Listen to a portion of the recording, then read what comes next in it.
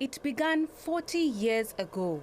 A young Yoweri Museveni arrived in a capital scarred by years of instability and repression, promising fundamental change.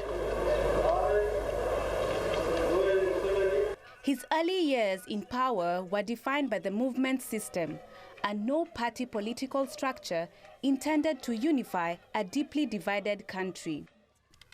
While a 2000 referendum backed the system, multi-party politics were eventually restored in 2005.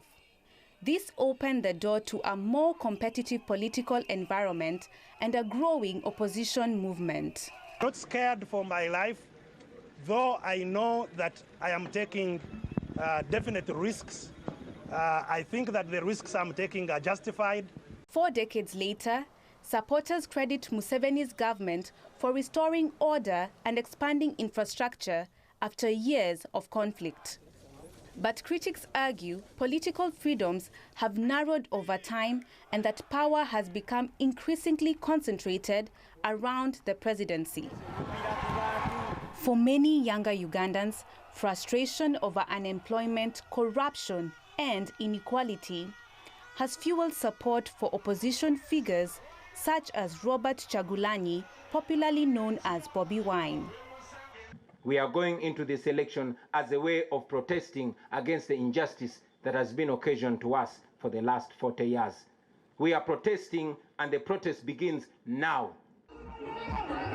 Following a heated campaign and a temporary internet blackout, the Electoral Commission confirmed a decisive victory for Museveni.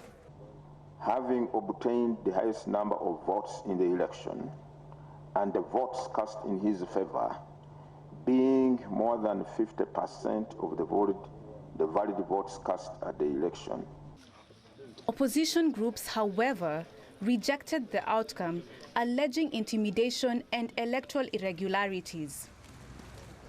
As Museveni begins yet another term at the helm of Uganda, he's admired by supporters for bringing stability and development, but increasingly challenged by a younger generation calling for political change.